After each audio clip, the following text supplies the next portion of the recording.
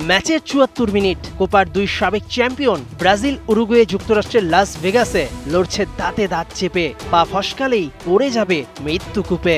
বাঁচা মরার কোয়ার্টারে যখন কোনো রকমেই গোল পাচ্ছিল না ৫ বারের বিশ্ব চ্যাম্পিয়নরা, তখন এগিয়ে এলেন একজন আর্জেন্টাইন। রেফারির নাম দারিও হেরেরা। ব্রাজিলিয়ান সুপারস্টার রদ্রিগোকে ফাউল করার দায়ে হেরেরার লাল কার্ড দেখালে মাঠ ছাড়েন উরুগুয়ের নান্দেজ। ১০ জনের দলে পরিণত হওয়া উরুগুয়ে তখন সহজ প্রতিপক্ষ।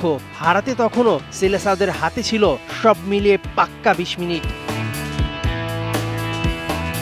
কিন্তু বিধিবাম হামারি মর্জি, হাম সেমিফাইনাল নেহি খেলেঙ্গে। কোপার ৯ বারের চ্যাম্পিয়ন ব্রাজিলিয়ান ফুটবলাররা এলোমেলো ফুটবল খেলে যেন ম্যাচের বাকি সময় সেটাই বুঝিয়ে দিলেন। ইনজুরির অভিনয় করে উরুগুয়ের গোলকিপার সময় নষ্ট করে সুকৌশলে ম্যাচ নিয়ে গেলেন টাই ব্রেকারে। শেষ মুহূর্তে ব্রাজিল দলে একাধিক পরিবর্তন এনেও কাজ হলো না দরিভেল জুনিয়রের।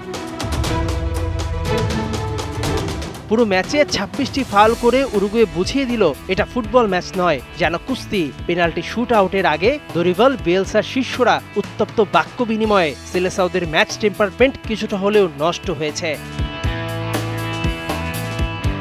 ব্রাজিলিয়ানদের বডি ল্যাঙ্গুয়েজ দেখে মনে হচ্ছিল ম্যাচ জিততে আসেনি। ফাইনালে আর্জেন্টিনার কাছে হেরে যাবার ভয়ে আগেই উরুগুয়ের কাছে হারে মান সম্মান নিয়ে বাঁচতে পারলেই যেন বাঁচে ৫ বারের বিশ্ব চ্যাম্পিয়নরা।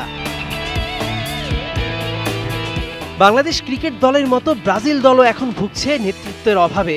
একেবারেই ছন্নছাড়া, অতীত গৌরব পুঁজি করে বাঁচা আর কতদিন। শাক দিয়ে মাছ ঢেকে চলা ব্রাজিলের এই হার কোনোভাবেই মেনে নেওয়া যায় না, কোনোভাবেই না।